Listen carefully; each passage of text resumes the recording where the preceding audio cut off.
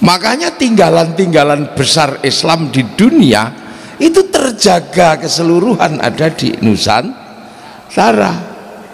Ilmu Islam itu komplit kalau di sini. Setelah Rasulullah, disiplin ilmu kaum muslimin itu terbagi dalam 3 disiplin ilmu besar. Ada ilmu tasawuf, ada ilmu kalam, ada ilmu fikih. Cari 3-tiganya di Makkah dan sekitarnya, tinggal fikih. Cari ulama-ulama tasawuf sudah sangat jarang, ulama-ulama hikmah sudah sangat jarang, ulama kalam nggak ada. Di Timur Tengah yang lain pasca ISIS, ISIS niku goleki ulama tasawuf yo jarang-jarang waktu dipateni. Ulama fikih sing keras ngoten niku. Kalam ndak boleh. Di belahan bumi yang lain, tapi tinggalan ilmu Islam terbesar di dunia dan terkomplit hari ini ada di Indonesia.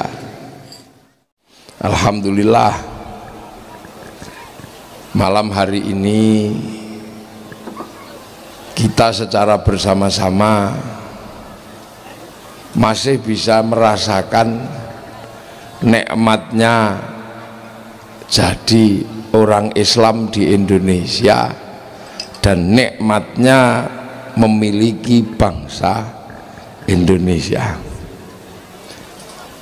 Jadi kita ini merasakan betul-betul nikmatnya menjadi orang Islam di Indonesia dan nikmatnya menjadi warga bangsa Indonesia. Ini kenikmatan yang luar biasa, yang tidak semua bangsa bisa menikmati. Saudara-saudara Islam kita di Malaysia itu jam 10 ke atas sudah tidak boleh bikin pengajian. Malaysia yang terkenal dengan Islam Hadori, yang sepertinya lebih islami dari kita, yang perdana menterinya tidak pernah dicaci maki, itu jam 10 malam kegiatan keagamaan udah nggak bisa pakai bendera kayak gitu. Mana ada boleh pakai ini gini, nggak boleh. Di Timur Tengah pengajian sampai jam segini, tahu-tahu ada roket nyasar dor gitu.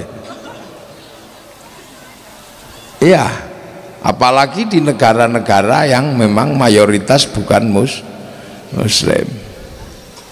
Di Saudi Arabia yang pusat agama Islam di dunia itu tidak boleh ngumpulin orang segini banyak, apalagi khol. Ngadep kuburan Uhud membaca tahlil aja diusir. Ngangkat tangan di depan makam Rasulullah disuruh pergi. Sini kamu mau tidur di makam 17 jam tidak ada masalah. Nah itu indah ya. Jadi kita ini menjadi orang Islam paling nikmat itu ya di Indonesia. Kenapa? Lah ini kan kenapa? Karena kebetulan Islam itu ketemu dengan bangsa Nusantara. Jadi Islam paling cerdas, Islam paling dinamis, dan Islam paling ilmiah itu Islam di Indonesia, di Nusantara. Makanya tinggalan-tinggalan besar Islam di dunia itu terjaga keseluruhan ada di Nusantara. Ilmu Islam itu komplit kalau di sini. Setelah Rasulullah, disiplin ilmu kaum muslimin itu terbagi dalam 3 disiplin ilmu besar. Ada ilmu tasawuf, ada ilmu kalam, ada ilmu fikih. Cari 3-tiganya di Makkah dan sekitarnya, tinggal fikih. Cari ulama-ulama tasawuf sudah sangat jarang, ulama-ulama hikmah sudah sangat jarang, ulama kalam nggak ada. Di Timur Tengah yang lain pasca ISIS, bar ISIS niku goleki ulama tasawuf yo jarang-jarang wong dipateni. Ulama fikih sing keras ngoten niku. Kalam ndak boleh. Di belahan bumi yang lain, tapi tinggalan ilmu Islam terbesar di dunia dan terkomplit hari ini ada di Indonesia. Ilmu kalam komplit di sini. Mau cari yang ahli balaghah, ahli ma'ani, ahli bayan, komplit di sini. Ahli mantek komplit. Mau cari ulama fikih di sini komplit, mau madhab apa saja ada. Mau cari ulama tasawuf, ulama-ulama tarekah komplit. Bahkan satu-satunya negara Islam di dunia yang sanggup mempertemukan puluhan ulama tarekah dalam satu jam'iyah hanya Islam Indonesia. Itu di mana? Loh, kenapa? Masjid paling banyak sekarang ada di Indonesia. Pesantren paling banyak di Indonesia. Pengajian bawa bendera kayak gitu ya di Indonesia. Lah ini mesti saya sampaikan biar kita ini nggak salah paham dengan Sekarang banyak orang salah paham dengan bangsanya sendiri dan selalu merasa bangsa lain lah yang terbaik. Ini maka karena apa? Ini pengajian Dharma bangsa, saya harus sampaikan ini biar kita ini nggak salah paham. Punya apa saja seolah-olah bukan milik kita, mulai dari buah-buahan sampai kekuasaan. Jambu kalau besar dikit jambu Bangkok, padahal tumbuh di sini dikencingi anak kita. Begitu gede jambu Bangkok loh. Jadi sampai buah-buahan pun nggak pede menjadi Indonesia. Apalagi ayam gede dikit ayam Bangkok, padahal nya di sini, nelurnya di sini. Nangka enak dikit nangka Belanda. Mana ada nangka kok di Belanda? Ya, Belanda nggak punya nangka. Makanya ketika dia melihat nangka yang bawa pertama kali namanya si Jack, maka dia sebut jackfruit. Loh, lihat Mr. Jack. Ini saya senang ini pengajian Dharma Bangsa ini, muda-muda semua ini kumpul semua. Ini harus dijelaskan ini. Jelek semua. Itu yang masih tersisa dan pede itu tinggal gula Jawa. Masih pede dia nggak mau ganti nama ya, dia nggak mau ganti nama. Dulu betapa bangganya, bahkan para wali, para ulama bangga betul dengan Nusantara. Loh ya, ulama-ulama besar menyebut pesantrennya buntet. Nggak ada pesantren al apa enggak, buntet. Maulana Syarif Hidayatullah wali yang kemampuan hikmah dan kemampuan siasahnya nggak ada yang meragukan, menyebut dirinya Sunan Gunung Jati, bukan Sunan Gunung Uhud. Betapa bangganya dulu orang menjadi Indonesia.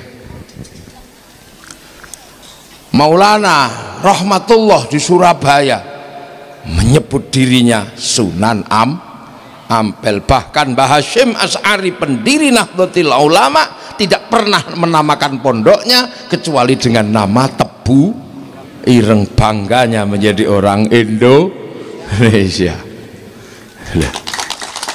Ada. Jadi mau kemana mondokan anak? Ke Ciwaringin. Kemana? Buntet. Ya kan? Kemana? Mau ziarah ke Ngampel. Mau ziarah kemana? Gunung Jati. Mau ziarah kemana? Ke Bonang. Mau ziarah kemana? Ke Giri. Yang namanya Raden Ainul Yakin, yang namanya Raden Syahid Kalijogo.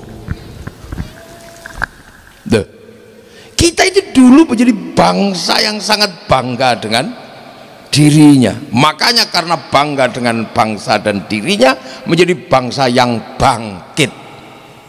Bangkit apa? Mampu menguasai peradaban yang setara dengan peradaban dunia. Dan itu kita buktikan. Mereka punya piramida, kita punya Candi Borobudur. Loh, punya sama kita. Mereka punya Aristoteles, mereka punya Socrates, mereka punya Plato, kita punya Empu Prapanca, kita punya Empu Panuluh, kita punya Empu Tantula dengan kitab Negara Kertagama, dengan kitabnya Suta Soma. Bahkan dongeng kita punya yang sama. Orang Eropa punya kisah cinta namanya Romeo Juliet. Orang Cina sampai Engtai, orang Arab Kais dan Laila. Kita punya kisah cinta siapa? Baridin. Kita punya. Di Jawa Tengah ada Ande-Ande Lumut, punya. Sana punya ibu tiri yang kejam melahirkan anak Cinderella. Kita punya bawang putih, bawang merah. Loh, apa yang berbeda? Loh, dulu bangsa kita bangsa yang kuat. Ya. Sana punya laki-laki yang kuat namanya Samson. Kita punya Bandung Bondo. Oh, sana punya binatang bisa ngomong, kura-kura ninja. Kita punya Kancil Nyuriti. Apa yang tidak punya? Semua punya. Loh. Makanya bangsa yang seperti ini mampu merangkum kekuatannya, mampu merangkai kekuatannya yang berbeda-beda, karena tidak pernah merasa di bawah bangsa yang lain. Dan kita punya sejarah besar, satu-satunya negara di dunia yang sanggup menaklukkan Mongolia setelah mereka menaklukkan Arab, mereka menaklukkan Cina, mereka menaklukkan Eropa. Genghis Khan kalah pertama kali di Nusantara dihadapi oleh Kertanegara dalam perang Pamalayu. Dan akhirnya kitalah satu-satunya bangsa dunia yang berhasil merebut kemerdekaannya dari tangan penjajah dengan cara perang. Satu-satunya bangsa di dunia adalah Indonesia. Nah, tiba-tiba sekarang ini mulai anak-anak kita dibikin tidak pede dengan bangsanya yang berambut merah, yang hitam mulai nggak pede, pengen berambut merah. Akhirnya dicetlah rambutnya, akhirnya jadi LKMD. Londo kok mengendasi gitu. Jadi bangsa ini dulu adalah bangsa yang besar, bangsa dengan kekayaan yang melimpah, bangsa dengan peradaban agama yang sudah sangat maju, bangsa dengan peradaban kekuasaan yang sangat maju. Kerajaan besar di Jawa Barat ada kerajaan Pajajaran, di Jawa Tengah ada kerajaan Majapahit, di Jawa Timur sana lengkap lah. Maka akhirnya bangsa yang komplit dan lengkap ini kedatangan agama Islam. Dan inilah titik temunya. Makanya yang datang ke sini bukan ulama yang ngecek, bukan yang keluyuran sambil bawa kompor, bukan. Yang datang ke sini ulama-ulama hebat yang bisa bernegosiasi dengan bangsa Indonesia. Ulama yang ilmunya komplit tapi ketawaduannya luar biasa. Jadi ini yang menyebabkan, karena harus bernegosiasi budaya dengan bangsa besar sekuat Nusantara. Makanya yang datang bukan pedagang. Makanya kalau dikatakan Islam datang ke Nusantara disebarkan oleh pedagang, secara teori nggak bisa. Pedagang itu nggak terlalu sibuk, dia nggak sempat ngajar ngaji. Jadi mana ada sejarahnya Islam di Indonesia disebarkan oleh saudagar? Nggak ada. Cari. Itu saking pusingnya orang nulis sejarah, akhirnya ya udahlah, yang menyebabkan orang pergi jauh karena perdagangan, maka bisa jadi yang menyebarkan Islam di Indonesia adalah pedagang. Secara teori ditolak. Kenapa secara teori ditolak? Karena di Nusantara waktu itu, di Cirebon waktu itu, agama yang berkembang membangun kekuasaan sampai sistem sosial adalah agama Hindu. Hindu itu ada kastanya. Kasta pertama namanya kasta Brahmana. Brahmana adalah orang yang sudah tidak mikir dunia. Dia nggak mikirin dunia, dia hanya mikir Tuhan. Ya. Dia nggak mikir dunia, nggak mikir. Yang ngurusi dunia ada kasta namanya ksatria. Ini para raja. Tapi ksatria nggak boleh ngomong agama karena hidupnya berkecimpung dengan dunia. Orang yang hidupnya masih berkecimpung dengan dunia nggak boleh ngomong agama. Agama tidak boleh dibicarakan oleh orang yang masih berada urusan dunia. Dan ksatria kasta kedua nggak boleh ngomong agama. Di bawah kasta itu ada namanya Wisya, pegawai negeri. Wisya, pembantu raja. Nggak boleh ngomong agama, dia baca kitab agama Hindu diculek matanya. Nah, di bawah Wisya ada namanya Sudra. Sudra itu orang yang sehariannya cuma mikir dunia, pedagang, bendino ngitung duit tae. Dia ngitung, itu pedagang. Petani, bendino nyangkul mikir dunia. Nah, ini juga tidak boleh ngomong agama. Sekaya apapun pedagang adalah Sudra. Di bawah Sudra ada Paria, kastanya pengemis. Orang yang menyandarkan hidupnya pada meminta. Di bawahnya ada namanya Kuca. Kuca ini tukang ngutil.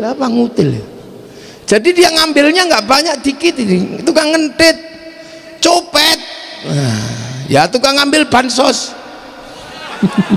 Itu Kuca. Nah, gampangnya. Nah, di bawah Kuca ada Mleka. Mleka ini maling, tapi kalau ketahuan lari dia. Nah, ini nggak boleh ngomong agama.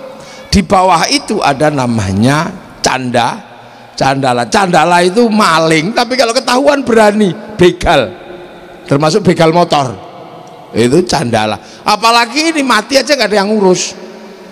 Nah, ketika seorang pedagang tidak boleh ngomong agama karena dia dari kasta Sudra, apakah orang Nusantara mau diajari oleh seorang pedagang? Maka orang di Nusantara, di Cirebon tidak mau diajari ngaji oleh pedagang. Makanya tidak ada sejarah pedagang adalah menjadi penyebar agama Islam. Yang boleh berbicara agama Brahmana. Brahmana itu siapa? Orang yang tidak ngurus dunia. Dalam konsep agama Islam, orang yang sudah tidak berpikir dunia ini dikenal dengan nama waliullah. Makanya ketika nggak bisa ditembus oleh pedagang, abad ke-7 sudah ada Fatimah binti Maimun di Gresik, nggak tembus. Tapi ketika para wali datang dengan ilmu hikmahnya, dengan kecerdasannya, dengan kemampuan spiritualnya sekelas Brahmana, maka baru Islam bisa dimasukkan ke Nusantara. Nah, wali itu nggak urusannya dengan dunia. Wali itu online-nya kepada Allah. Wali itu referensinya bukan di depan mata, referensinya di sana. Wali itu nggak takut apapun, la khaufun alaihim walahum yakhzanun. Sebab apa? Sebab wali itu punya sistem online tersendiri. Inggih, innalladzina qalu rabbunallah tsumma istaqamu tatanazzalu alaihimul malaikah alla takhafu wala takhzanu. Wali itu punya sistem online. Jadi kalau sudah qalu rabbunallah tsumma istaqamu, punya sistem online. Baca apa la haula 3 tahun online.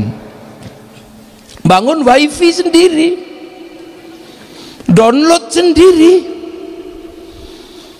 Lah iya kan? Syekh Abdul Qadir Al-Jilani download sendiri 25 tahun di Padang Pasir. Sunan Kalijaga 3 tahun. Sunan Gunung Jati hampir 20 tahun. Syekh Hasan Sadzili 20 tahun. Maka wali-wali ini punya sistem online dan konsultannya langsung Allah Subhanahu wa ta'ala. Makanya nggak takut apa-apa, nggak takut. Makanya bisa kita lihat betapa para wali ini nggak takut dengan budaya di sini. Ya, nggak takut. Wali di sini disebut sunan, nggak takut. Yang syekhun ustadzun disebut sini kiai, nggak takut. Kalau walaupun harus berbaur dengan kebo Kiai Slamet, tombak Kiai Pleret, dan kiai-kiai yang banyak di itu apa termasuk gerobak apa kereta kuda kiai apa di sini banyak. Ada masalah. Berani wali itu.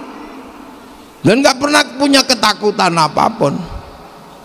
Membawa Islam, bernegosiasi dengan budaya Nusantara, sholat nggak takut dikasih nama sembahyang, padahal sembahyang itu adalah nyembah sang hyang.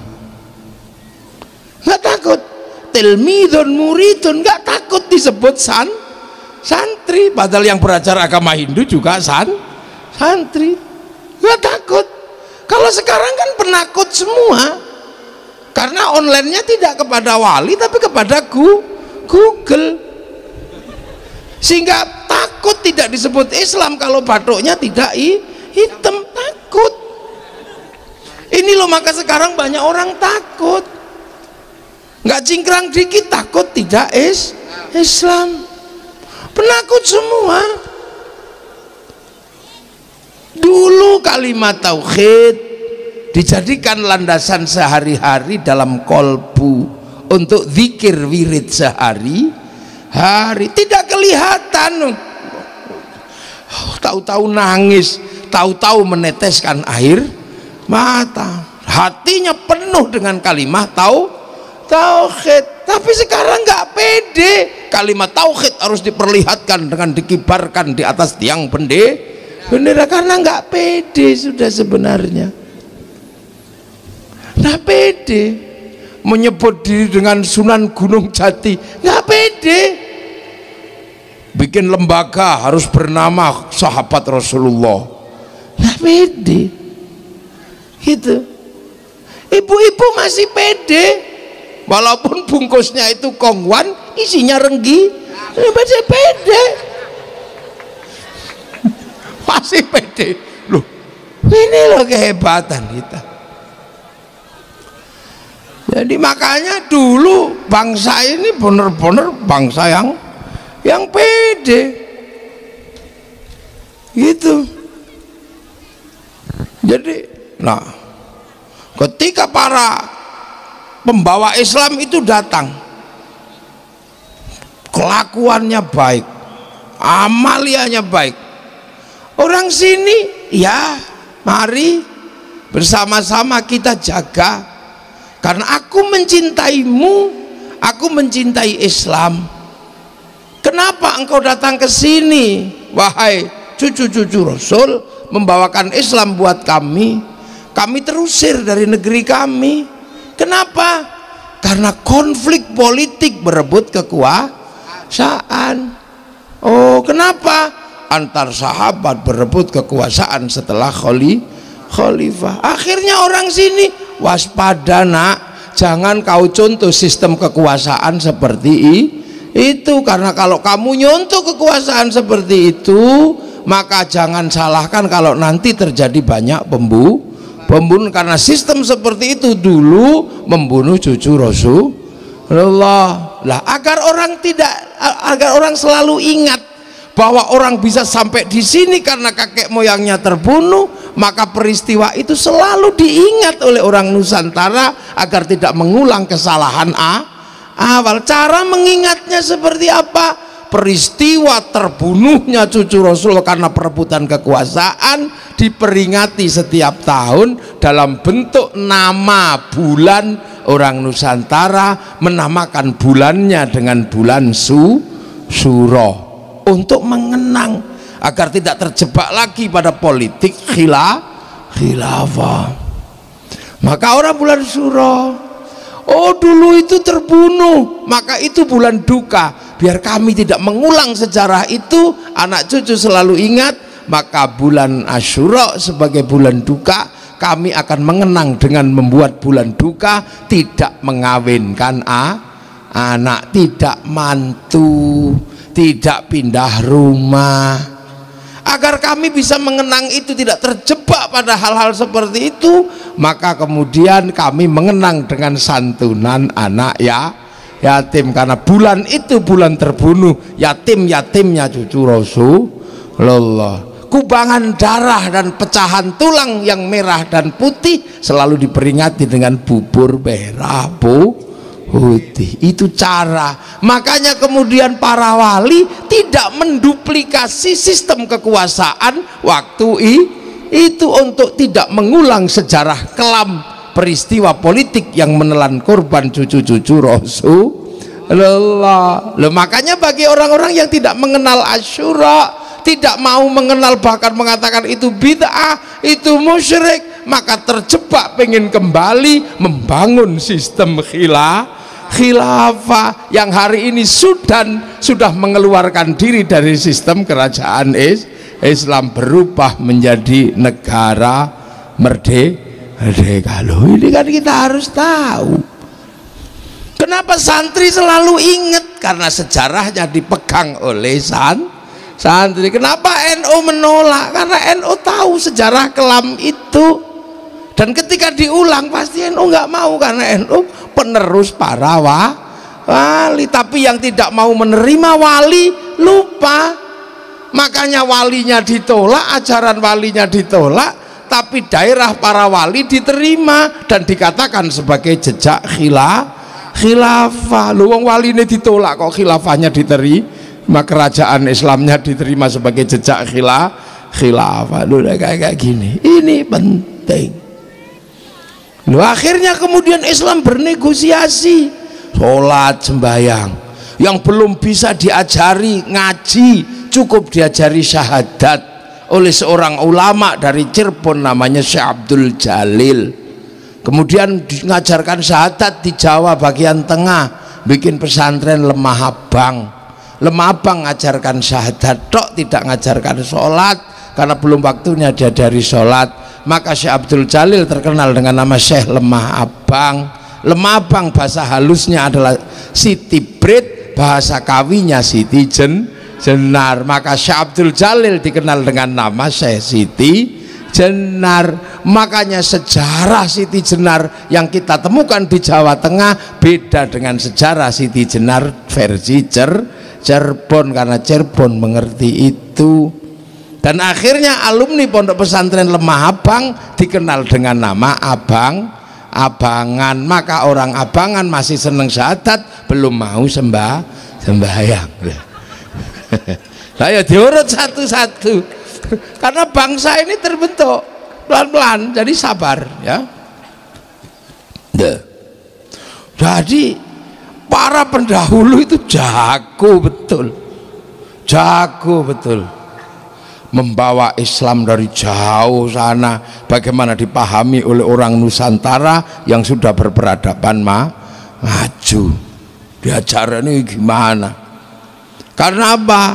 Ada prinsip di negeri yang jauh, Islam itu seperti tanaman. Wa kafa billahi syahida Muhammadur Rasulullah walladzina ma'ahu. Wa kafa billahi syahida nih, Rasulullah masih sendiri.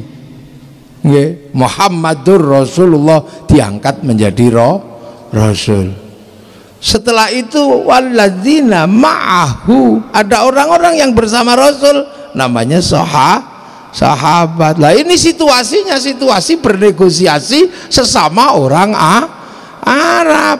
Asyidda'u 'alal kuffar, itu yang Muhammadur Rasulullah ya masih orang Arab, yang kufar ya masih orang Arab. Makanya kaum muslimin yang dari orang Arab yang dihadapi juga masih orang Arab. Jubahnya ya masih sama, jenggotnya ya masih sama.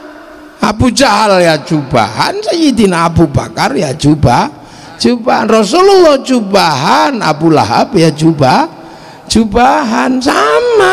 Asyidda'u 'alal kufar, menggunakan simbol-simbol yang ada di waktu itu. Bagaimana menghadapi orang kafir, orang Yahudi nggak berjenggot, orang Islam berjenggot, orang Nasrani, orang Yahudi pakai baju panjang karena kaya, yang Islam motong kain namanya isbal. Yang membedakan cuma satu, Rasulullah sama Abu Jahal itu wajahnya. Kalau Rasulullah wajahnya tersenyum tabassam, Abu Jahal wajahnya kaya wong kebelet ngising. Itu lah itulah. Jadi walladzina ma'ahu asyidda'u 'alal kuffar, jadi keras orang kafir era itu. Sampai suasana itu selesai, itu terjadilah situasi rohama'u bainahum tarahum ruka'an sujjadan yabtaghuna fadlan minallah wa ridwanan simahum fi wujuhihim min atharis sujud. Lah terus diteruskan, dzalika mathaluhum fit Taurat wa mathaluhum fil Injil kazar'in, kayak tanaman. Tanaman itu ada benihnya, ada media tanamnya, ada yang nanam. Loh, makanya ini mesti dipelajari. Di zaman Rasul yang ditanam oleh Rasulullah adalah rukun iman, rukun Islam. Yang nanam siapa? Rasulullah. Tempat menanamnya Arab, Makkah, Madinah. Budaya Makkah, budaya Madinah berbeda. Tapi Rasulullah nanam. Waktu ditanam pertama, ya pusing orang Arab. Bagaimana diajarkan Islam yang sama sekali orang Arab gak kenal. Orang Arab itu Tuhannya banyak, dia cari Tuhan satu. Orang Arab itu Tuhannya kelihatan, dia cari Tuhan gak kelihatan. Orang Arab itu kalau beribadah Tuhannya nampak, diajari beribadah tanpa nampak Tuhan. Orang Arab itu nggak ada air, untuk minum aja susah, diajari toharoh pakai air. Apa ndak mumet itu orang Arab katanya. Ini ajaran apa ini kok? Minum aja susah pakai jinabat lagi gitu. Apalagi orang Arab jinabatnya nggak kayak orang Pabedilan, nggak kayak orang Cirebon. Kalau orang Cirebon jinabatnya kan seminggu sekali. Kalau orang Arab semalam 8 kali. Makanannya kambing. Sini terongnya dokter Basuki. Terong organik malah nggak kereng belas sudah. Kecuali terongnya sendiri loh. Susah. Zakat. Orang Mekah itu makan aja susah, diajari zakat, diajari berbagi. Maka Arab itu panasnya luar biasa, diajari puasa. Puasa bagi daerah yang panas susahnya luar biasa. Belum lagi ketika diajari haji, ada tawaf itu, ada tawaf. Lah, tawaf wajib ini bahaya. Jadi bahaya bagi orang Arab waktu itu. Kenapa? Syahwatnya orang Arab sangat tinggi. Tiba-tiba ketika tawaf wajahnya perempuan harus dibuka, betapa syahwatnya gitu. Pada saat yang sama yang laki-laki disuruh pakai baju tidak ada jahitannya. Kalau mau ndablekan tinggal wes gitu aja. Dan Rasulullah berhasil. Dari sisi inilah maka kita bisa melihat tidak ada tokoh dunia manapun yang sanggup mengalahkan kehebatan Rasulullah Muhammad Sallallahu Alaihi Wasallam. Loh itu, jadi yang bawa bendera-bendera itu biar ngerti nanti. Bahwa Rasulullah itu hebat. Dari pekerjaannya, dari kiprah sosialnya, bukan cuma dari kosidahnya saja. Hebat Rasul itu. Nggak ada air bisa mengajari orang toharoh, nggak ada makanan bisa mengajari orang sedekah, panas bisa mengajari orang puasa, terbuka bisa mengajari orang bisa menahan syahwat. Tuhan banyak biasa diajari Tuhan satu, beribadah dengan Tuhan kelihatan bisa diajarkan dengan tanpa melihat. Ini Rasul hebat. Secara sosiologi, antropologi Makkah Madinah tidak ada tokoh yang bisa mengalahkan Rasulullah. Nah, setelah itu kan aktor yang nanam berubah lagi, benihnya dikasihkan kepada sahabat aktor baru menanam Islam. Tanam di tempat mana? Berbeda. Mulai ditanam di Persia. Itu yang nanam siapa? Aktornya Sayyidina Ali, Sayyidina Hasan, Sayyidina Husain. Ada Sa'ad bin Abi Waqqas menanam di Cina, tanahnya Cina, bahasanya Cina. Lalu itu benihnya ditanam, aktornya beda. Begitu seterusnya. Setelah sahabat, aktornya siapa? Yang nanam tabi'in, bukan lagi Rasul, bukan lagi sahabat, tapi tabi'in, tempatnya beda lagi. Sampai akhirnya ke tempat yang jauh ditanam lagi, sampai di Nusantara ditanam di sini dengan keadaan yang berbeda. Tanahnya tanah Nusantara, yang nanam para wali. Nah, beda. Makanya cara nanamnya beda. Itulah. Kenapa? Maha? Oh mau dikasih minum. Oh, nggak dikasih minum juga nggak apa-apa. Iya. Mau minum aja kok. Syukurlah saya nggak dikasih minum larutan. Biasanya saya selalu dikasih minum larutan sama Sprite. Saya itu paling jengkel kalau dikasih minum larutan sama Sprite, karena itu minuman suudon. Kalau larutan itu suudon, kirain kiainya itu panas dalam. Kalau Sprite itu dikira kiainya kembung, kalau kopi dikira kiainya ngantuan. Nah baru kalau air putih dikira kiainya haus.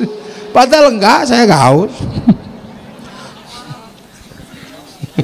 Kayak orang Cirebon kayak bocah kongkon tuku bensin beli oli.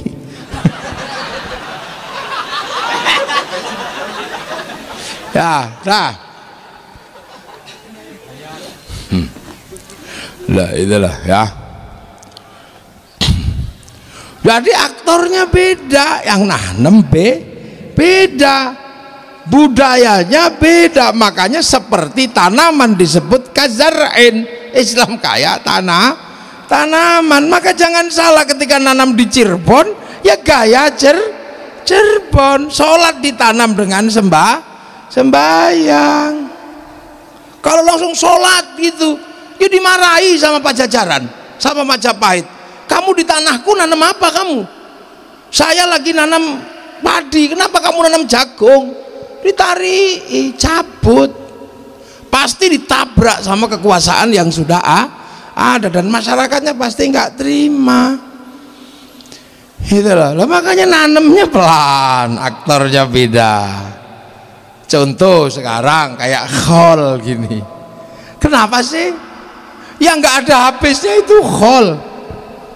Kayaknya orang Indonesia terutama di Jawa ini, baik Jawa Timur, Jawa Tengah, Jawa Barat, khol itu kok seperti hobi, kayak minum obat sehari 5 kali,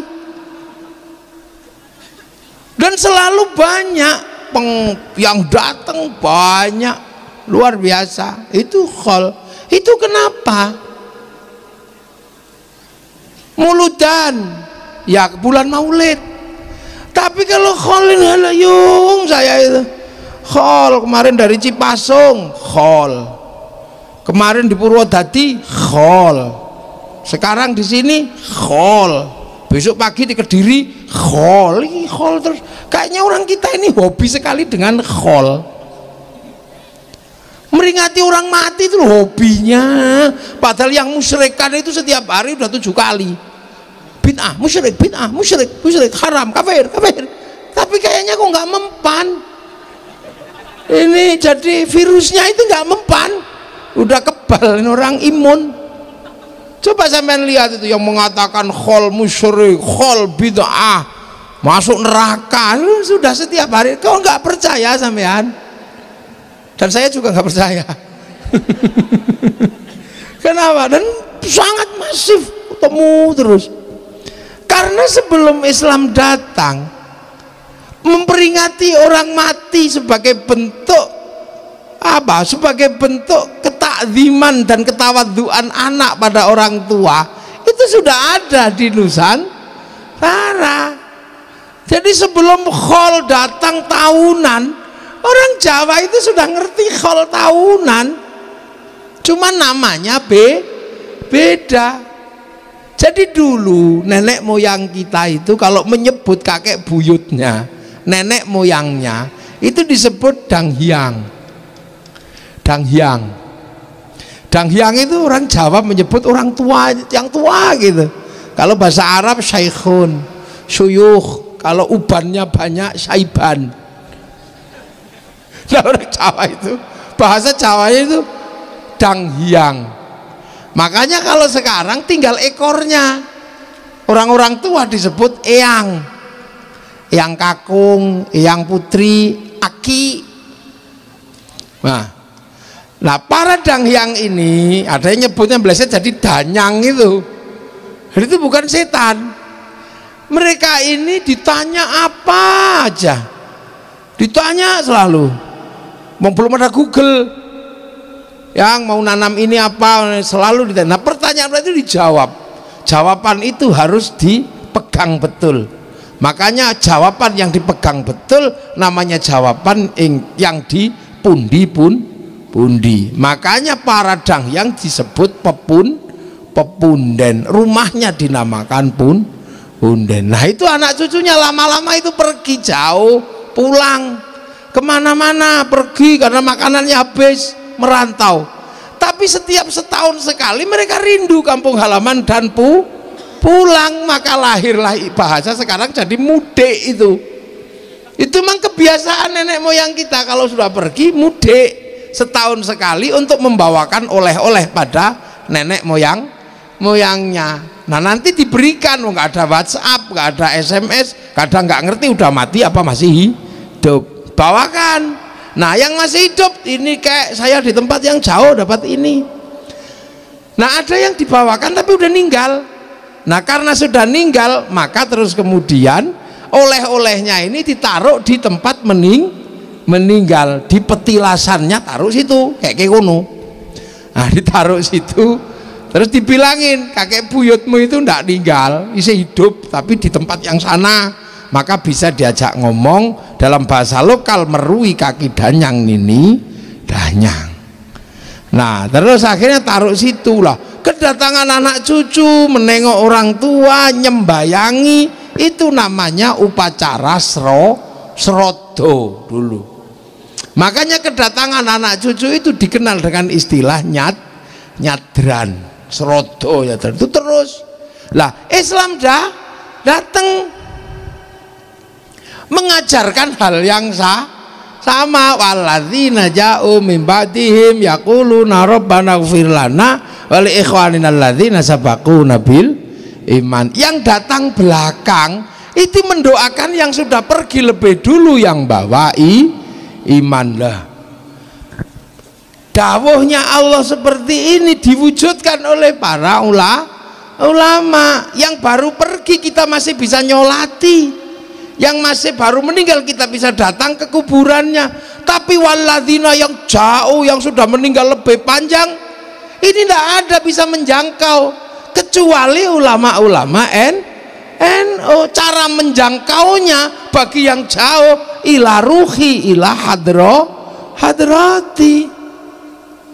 Loh, jadi yang ila ruhi ila hadrati itu hanya santri yang bisa, yang tidak ketemu. Misalnya kakek ini cucunya nggak ketemu, nggak ikut nyolati ketika meninggal, tapi orang yang lebih dulu pergi harus didoakan lah. Yang bisa mendoakan ya yang masih hidup bareng, anaknya mungkin masih, tapi nanti cucunya, buyutnya, canggahnya, warengnya, dekudek gantung siwurnya, tarangan bodolnya, gedebok bosoknya, nggak bisa dia doakan karena nggak tahu waktu meninggal, tapi harus mendoakan. Loh, makanya kalau orang nggak ikut santri, dia nggak bisa mendoakan nenek moyangnya yang lebih dulu karena nggak mengenal ila ruhi ila hadrati, nggak mengenal wa ila jami'i masyayikhina, nggak kenal ajedatina, nggak kenal. Makanya susah kalau tidak jadi santri. Begitu mati yang doakan anaknya, cucunya sudah nggak bisa. Tapi kalau santri sampai kakek buyutnya masih bisa dan ngerti cara mendoakan. Loh iku makanya melo NU selamat. Iya, lu tepuk tangan lo sing banter, ndak usah sungkan-sungkan. Selamat kalau ikut NU. Kalau ikut NU, ikut santri, selamat sampean. Meskipun udah udek-udek gantung siwur 100 tahun yang lalu ninggal, masih bisa didoakan. Nah kalau ikut yang model baru, hanya anaknya yang bisa, yang ketemu mendoakan, ya cuma dapatnya itu aja. Nanti begitu sudah sampai buyutnya udah nggak dapat, kuburnya nggak tahu. Tapi kalau kita punya sistem online, tetap bisa di share it, kan gitu. Kalau kita nggak punya paket data, kita pakai wifi-nya para sahabat, pakai wifi-nya para wali. Wong kita tahu, kita nggak pernah download kan. Kalau wali tadi kan download sampai 7 tahun sampai 8, punya wifi.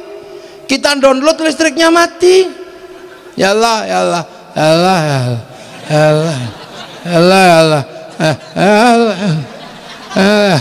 ya. Kita nggak pernah punya wifi. Makanya kalau kita mau ngirim pasti pakai wifi gratisan. Pakai wifi-nya siapa? Ila hadratin nabiyil Mustafa. Pakai .co.id-nya Nabi, pakai .co.id-nya Syekh Abdul Qadir, pakai .co.id-nya Sunan Gunung Jati. Itu ulama-ulama buntut baru abaina umatina syekhina wa nakhususan ila ruhi wa jidarma al-fatihah. Langsung share it bet gitu. Ada yang protes, nggak nyampe. Lo kata siapa?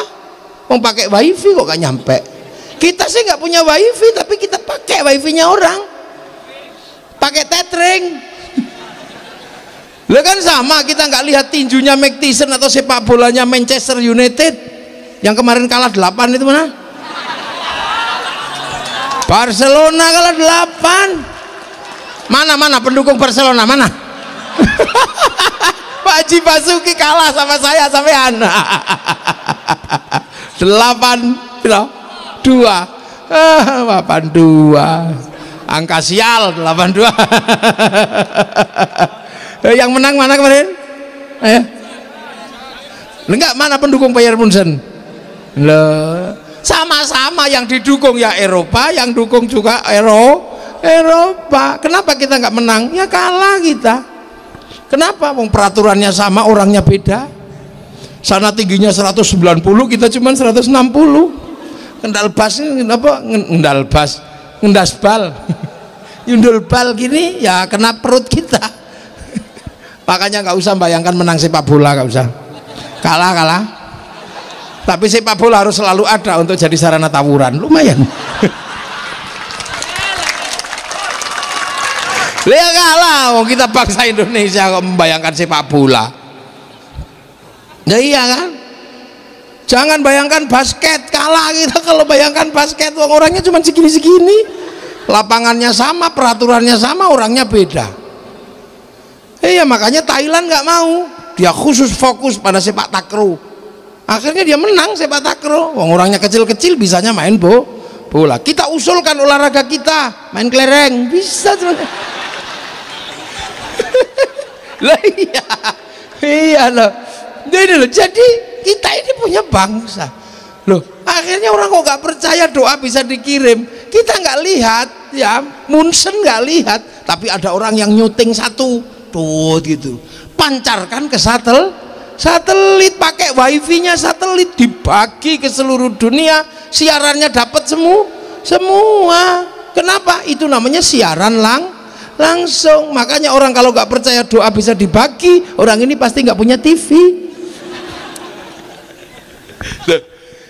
Lihat akhirnya bisa. Coba anak cucu yang jauh yang datang belakang, yang sudah nggak tahu buyutnya di mana, nenek moyangnya masih bisa wa ila abaina ummahatina, wus ngono kakek moyangnya, alhamdulillah dapet anak cucuku patekah lumayan.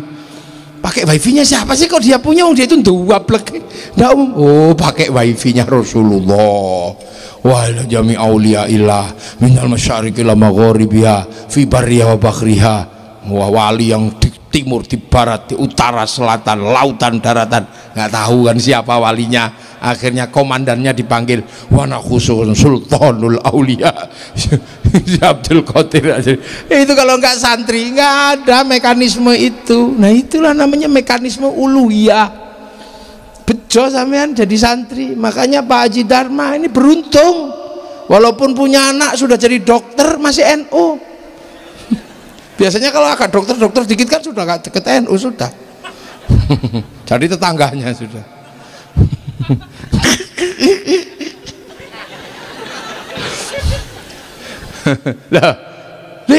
Nah, jadi bisa. Makanya ini jadi menjadi Nahdlatul Ulama itu bukan cuma persoalan investasi dunia, investasi akhirat sampai ke sana. Nah terus jadi datang ke kuburnya diperintah, dan orang Islam lebih mudah karena orang mati dikubur. Jadi fazuru haziarahlah ke kubur. Kalau orang Hindu dulu, orang Jawa dulu pakai petilasan karena nggak dikubur. Kalau nggak raja nggak kuat karena ngaben, pakai biaya gede. Kalau Sudra dan teman-temannya udah nggak ada yang ngubur, bosok itu aja. Loh, makanya petilasannya lah. Kalau Islam lebih mudah nyari nenek moyangnya karena ada kuburannya itu suruh masang patok. Coba. Makanya kalau ada kuburan nggak usah ribut. Ini kuburan Hindu, nggak ada orang Hindu nggak dikubur. Yang namanya kuburan pasti Islam. Persoalan Islamnya ndablek, nah itu urusan lain kan. Yang penting kuburan Islam. Lah terus datang ke kuburan sama nenek moyang kita sebelumnya juga diajarkan nenek moyangmu masih hidup. Islam juga sama, nenek moyang kita itu nggak mati. Ya nggak mati, masih hidup. Ya la taqul lima yuqtalu fi sabilillahi amwat. Jangan kau katakan nenek moyangmu udah mati, itu mati, dia masih hidup. Cuman kamu nggak ngerti karena masih hidup. Maka kalau tadi meruhi kaki danyang ini danyang, yang ini adalah ila ruhi ila hadrati. Yang tadinya juga bawa makanan banyak, bawa sapi untuk ditaruh di petilasan. Orang Islam juga kalau ada yang mati, nenek moyang mati, ziarah kubur, suruh bawa makanan yang banyak. Makanya kalau ada orang meninggal, bawakan makanan yang banyak. Setahun sekali bawakan makanan yang banyak orang Islam itu kalau meninggal. Cuman sebab orang Islam itu kalau meninggal suruh bawain makanan, bedanya di sini. Yang sebelumnya ditaruh petilasan, yang Islam makanannya panganan dewe, makanlah sendiri biar menjadi sodakoh. Maka kemudian ada istilah nyadran dulu diganti dengan sodakohan, maka ada istilah sedekahan. Berhubung yang sudah meninggal di dalam bumi, maka ada istilah sedekah bumi. Ya, terus gini Pak bilang musyrik, ya kamu aja yang aneh, karena kamu nggak mau belajar.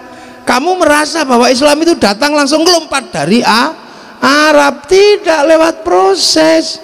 Gurunya para wali melalui proses. Sunan Gunung Jati melalui proses ketemu dengan Datuk Kafi. Datuk Kafi mengalami proses ketemu dengan Syekh Kuro di Kerawang sana, dekat Rengas Dengklok dan Cilamaya. Syekh Kuro ketemu dengan Syekh Jumadil Kubro. Sayyid Jamaluddin Al-Husaini Al-Kabir ketemu dengan Sayyid Muhammad, bapaknya diajari. Sayyid Muhammad diajari sama Sayyid Ahmad Jalaluddin. Sayyid Ahmad Jalaluddin di Campa sana diajari sama Sayyid Abdul Malik di Mongol. Sayyid Abdul Malik diajari Sayyid Alawi Amil Faqih, diajari Sayyid Ahmad Sohib Mirbat, diajari Sayyid Ali Khalid Qazam, diajari Sayyid Alwi, diajari Sayyid Muhammad, diajari Sayyid Alwi, diajari Sayyid Ubaidillah, diajari Sayyid Ahmad Al-Muhajir, diajari Sayyid Isa, diajari Sayyid Muhammad, diajari Sayyid Ali Uraiti, diajari Sayyid Ja'far Shadiq, diajari Sayyid Bakir, diajari Sayyid Ali Zainal Abidin, diajari Sayyidina Hasan Husain, diajari Sayyidina Ali. Lah ini yang diajari langsung Rasulullah Muhammad Sallallahu Alaihi Wasallam. Lah itu makanya Islam itu datang ke sini itu tokohnya beda-beda. Setelah para wali, muridnya wali. Setelah muridnya wali, muridnya lagi.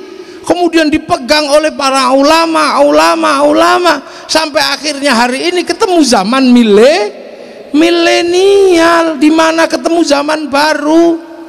Yang ngajinya juga model baru, apalagi kena corona, model baru.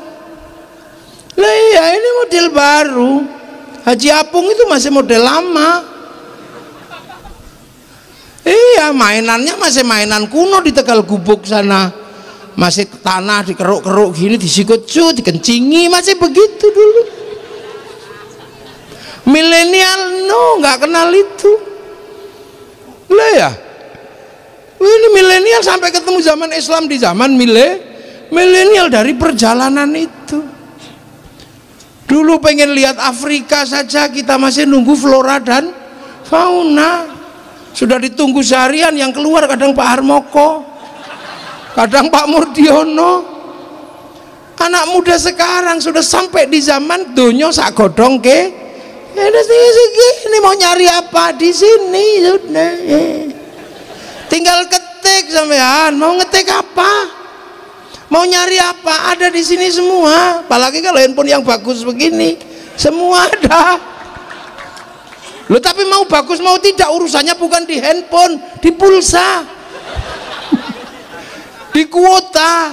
Walaupun handphonenya bagus kayak begini, kalau nggak ada kuotanya mati. Makanya kayak manusia punya kuota dari Allah. Walaupun masih bagus, kalau kuotanya habis, gitu. Lah ya cari tetringan. Lah iya, ini zaman baru. Zaman baru. Zaman 10-20 tahun yang lalu orang rindu itu masih menyakitkan. Generasi saya, generasinya Haji Dharma, Haji Basuki ini, Haji Dharma, putra-putri masih menyakitkan kalau rindu. Ini Pak Kapolsek ya, Pak Kapolres, Pak Kapolsek, Pak Kapolsek rindunya menyakitkan. Ketika tugas keluar daerah rindu itu sakit ya Pak Kapolsek ya. Kita nggak bisa ketemu, membayangkan, akhirnya kepaksa ke pasar kita dulu ya, cari kertas warnanya pink, pulpen warnanya biru, cintanya mengharu biru. Loh ya, rindu itu berat. Anak-anak milenial nggak merasakan rindu itu berat, nggak kerasa, rindunya hampa. Loh kenapa? Dunia ini yang paling berat itu rindu. Karena Nabi Adam turun ke dunia pertama kali diuji rindu dengan Siti Hawa. Belum diuji sholat, belum yang lain, diuji rindu. Betapa rindunya sama Siti Hawa, dipisah. Makanya Siti Hawa dan Nabi Adam itu mencari rindunya. Hawa, Hawa. 200 tahun, sampai bayangkan rindu kok 200 tahun itu kayak apa tadi ake. Sementara pergi ke warung kopi belum ada warung. Kalau sekarang rindu gampang, cari ke warung kopi ketemu pemiliknya beres. Lah ya kan, lah kan dulu nggak ada. Nah, akhirnya kemudian Hawa, tahu-tahu 200 tahun ada Mas Adam, Hawa, Mas Adam, Hawa. Ternyata Siti Hawa lagi duduk di atas bukit kecil di padang Arafah sana, duduk. Adam melihat Nabi Adam, Siti Hawa langsung tarik sarungnya turun mengejar Nabi Adam. Nabi Adam ingat, ya Hawa, kamu jangan turun ya Hawa. Kenapa Mas Adam? Aku rindu. Kita rindu, kita kangen ke. Rindu. Aja, jangan turun kamu. Karena kalau kamu turun mengejarku, aku khawatir nanti anak cucu kita mencontoh ada perempuan ngejar laki-laki. Biar aku aja yang naik mengejarmu. Loh, rindunya luar biasa. Makanya akhirnya terus Teletubbies berpelukan. Loh, rindu luar biasa. Pak Kapolsek, Pak Japung, Pak Haji Basuki, waktu rindu dulu, wah berat nulis surat. Dek, aku di tempat yang jauh, aku tahu kepergianmu, dan kepergianku adalah untuk masa depan kita. Dan ketika aku tahu orang tuamu meragukan aku semakin rindu. Tapi entah kenapa malam hari ini begitu berat rinduku padamu. Kupaksakan menulis sajak cinta dan rindu untukmu. Ya kasihku, hanya kamu yang kurindukan.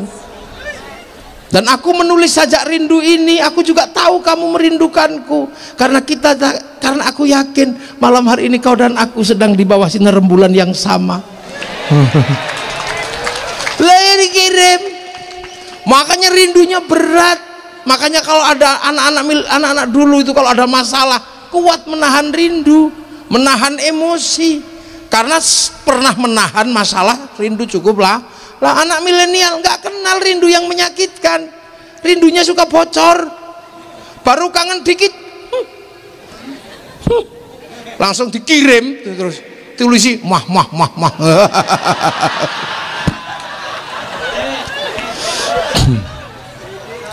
Tiba-tiba kita ketemu zaman ini, zaman dimana serba mudah. Iya, merayu pun sudah tidak berat sekarang. Rayuan milenial itu aneh, tidak seperti rayuan kita dulu, Pak Kapolsek ya. Aduh, wajahmu Dek seperti purnama. Sekarang nggak ada rayuan seperti itu, rayuannya aneh. Dek, apakah bapakmu sipir penjara? Kenapa? Karena ternyata engkau mampu memenjarakan hatiku.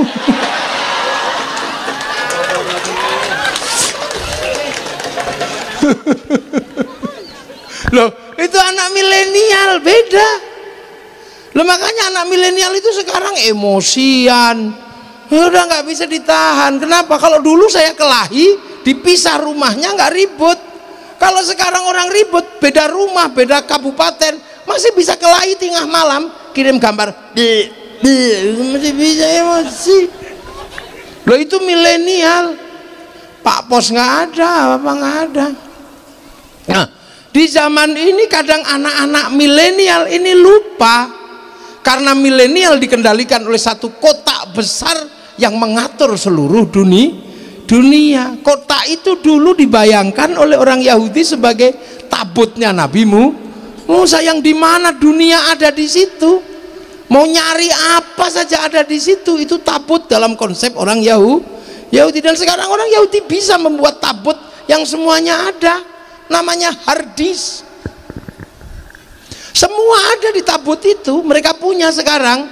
Orang cari informasi, semua datanya ada di Google. Mencari teman, semua ada datanya di Facebook. Cuman sekota itu. Orang miss call, orang apa, tahu ya, dibales ya dari situ. Makanya sekarang penguasa dunia adalah yang menguasai data kebutuhan dunia. Orang Cirebon penyakitnya apa, tahu, karena seluruh obat yang laku datanya masuk ke data Google. Oh, orang Cirebon bulan segini sakitnya mencret, oh, tahu.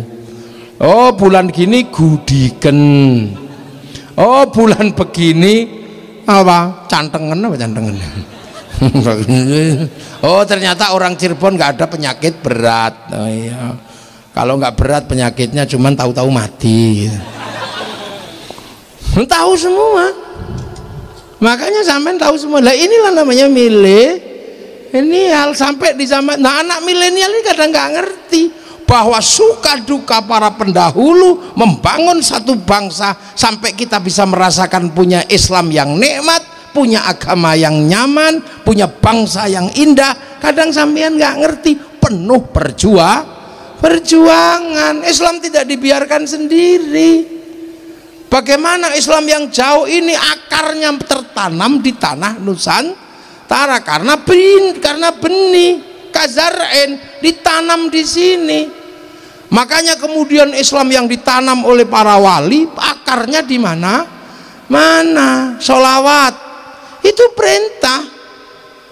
Ya ayyuhalladzina amanu shollu alaihi wasallimu taslima. Ya sebenarnya cuma sallallahu alaihi Muhammad, tapi oleh para pendiri bangsa ini, para ulama awal, sholawat ditanam agar akarnya kemana agar kuat. Maka sholawat di sini dijadikan alat untuk mempersatukan manusia yang berbeda-beda. Lahirlah sholawat mingguan, sholawat ponan, bahkan sholawat menghasilkan grup-grup sholawat kayak gitu. Ada Sekermania, ada Mafia Sholawat, ada apa itu, apa punyanya Bibidin itu apa, Az-Zahir. Oh, saya mau besok bikin grup apalagi terserah, pokoknya saya mau bikin grup apa, belum kepikiran. Akhirnya sholawat yang bisa dijalankan sendiri di sini mampu merukunkan banyak orang, mampu merukunkan anak muda, mampu merukunkan orang tua, mampu merukunkan macam-macam. Bagi yang gemar lagu apa, sholawat Badar, punya grup sholawat Badar. Bagi yang gemar sholawat Nariyah, punya grup sholawat Nariyah, biasanya ibu-ibu muslimat. Bagi yang gemarnya Diba, punya grup Diba. Bagi yang gemarnya Simtud Duror, punya grup Simtud Duror. Bagi yang suka kegantengannya Habib Bidin, bikin Az-Zahir. Bagi yang agak setengah tua-tua, Sekermania. Bagi yang lebih metal, Mafia Sholawat. Bagi yang siapa itu, Beb Sep, gitu. Nah, bagi yang suka kelai-kelai, Beb Apung, gitu. Ada. Iya, kalau mau belajar kelahi ke beliau itu pendekar asli itu. Itu cuman gayanya sekarang jadi pedagang kain, jadi nggak kelihatan kalau pendekar. Itu Japung, gitu. Jadi akhirnya membentuk ke masyarakat, kerukunan, sholawatan. Ada yang bawa bendera, yang nggak kebagian bendera tangannya gini-gini, ada yang jempolnya cok. Yang suka lagu Arab, marhaban ya nurul aini marhaban marhaban. Yang suka lagu Arab, yang suka lagu dangdut, ya Rasulullah salamun alaik. Itu kalau nggak di Nusantara nggak ada. Betapa semua terwadai oleh sholawat. Yang suka lagu Sunda, ya Rasulullah salam salamun alaik. Yang suka lagu pemuda idaman jadi impian, nah, ada kan?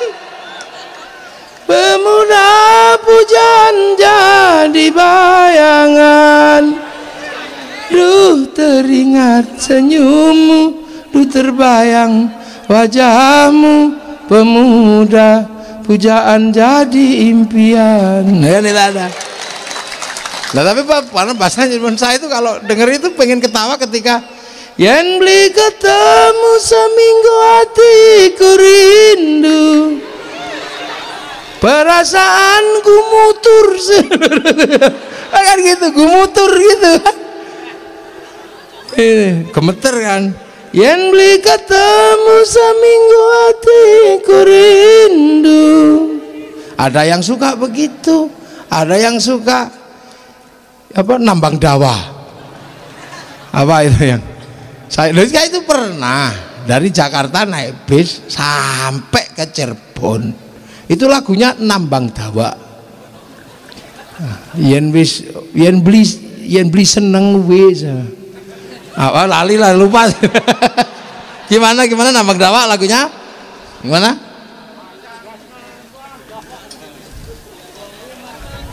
Apa artinya wong rumah tangga yen beli ora ketemu ora alias nambang dawa. Loh, sholawat menjadi sebuah gerakan besar, mampu menggerakkan dari yang muda, dari yang tua, akhirnya membangun kerukunan.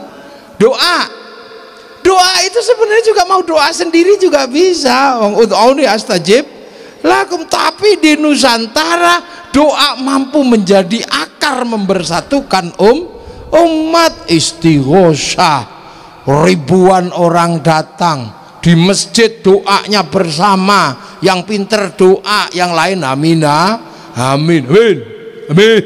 Kalau kelamaan amin. Itu nggak ada kalau nggak di Indonesia. Doa menjadi sarana kebersamaan. Betapa agama menjadi jalan untuk memperkuat, mempertemukan perbedaan manusia. Loh, ini santri kalau membuat sesuatu, coba makan, kulu washrabu, makan minumlah. Tapi bagi santri ketika makan menjadi alat kebersamaan, nasinya jadikan satu namanya tumpeng, ayamnya jadikan satu namanya ingkung. Orang mati mestinya dimasukin udah selesai. Tapi bagi santri, orang meninggal mampu menghasilkan pertemuan yang merukunkan tetangga, merukunkan saudara. Meninggal 1 hari tahlilan, 2 hari tahlilan, 3 hari tahlilan, 7 harian, 40 harian, tahunan, 1000-an, khol, sampai akhirnya disemayamkan di makam yang perintahnya cuma ziarah lah. Di sini menghasilkan ikatan kerukunan, ziarah sebagai wisata religi. Akhirnya makam merukunkan banyak orang, jual nasi di situ, jual tasbih di situ, tukang ojek di situ, sampai nyopet di situ. Wah, akhirnya apapun rukun.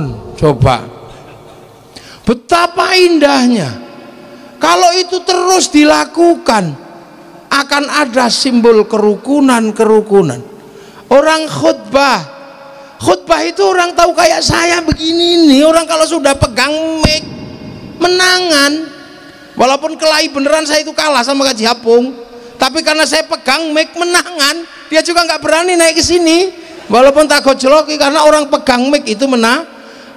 Karena pegang mic itu menangan, khutbah itu menangan, maka biar dia tidak menangan, oleh santri disarati agar tunduk. Caranya dengan apa? Kasih tongkat sama suruh baca. Makanya mimbar-mimbar santri tidak pernah menjadi mimbar olok-olok di masjid, karena khotib santri selalu pegang tongkat sama pegang tulisan ittaqullah. Masa ittaqullah? Tidak mungkin. Makanya kemudian yang tidak pegang tongkat dan tidak pegang teks langsung oke, inilah. Makanya apapun situasinya, agama di tangan santri tetap akan menjadi agama yang punya sikap rahmatan lil alamin. Ada sholawatan sudah habis itu lapar. Coba nanya itu lupa wajang merah putih. Itu coba nggak ada gambar tengkorak. Indah. Haji Dharma masih mampu merukunkan orang sebegini banyak. Ngaji, jualan itu coba. Nilai ekonomi. Coba kalau Haji Dharma punya anak yang lawala sudah. Ya nah, nggak mengerti cara berbahasa, udah mati, warisannya rebut udah nggak usah begini. Bagaimana lu? Inilah dunia kalau dipegang santri, indah. Nah, cara-cara yang dilakukan oleh santri mempertemukan ini, menginspirasi kehidupan hari ini untuk tidak selalu menonjolkan diri. Seluruh minuman tidak pernah menonjolkan diri di hadapan Aqua, karena Aqua datang lebih tua. Lebih dulu orang mengenal Aqua sebelum Ades. Makanya Ades ketika dibeli dia ikhlas dikasih nama Aqua. Santri itu mestinya telmidon murid, tetapi karena kalah dulu sama santri, maka santri ikhlas disebut apa? Telmidon ikhlas disebut santri. Di sini Allah datang Islam lebih dulu pangeran, lebih dulu sang hyang, maka Allah di sini disebut pangeran. Gak ada masalah. Kenapa? Karena salah datang terlambat dan jangan terjadi benturan. Yamaha Mio datang telat keduluan Honda, makanya Mio disebut Honda. Nggak masalah. Hondamu apa? Mio, nggak apa-apa. Itu adalah ketawaduan. Betapa Islam datang tidak membentur apapun karena rela berbagi dengan yang lain. Tapi situasi berubah, akhirnya yang asli lebih menang. Akhirnya kiai-kiai yang lain tidak terkenal, yang terkenal kiai haji.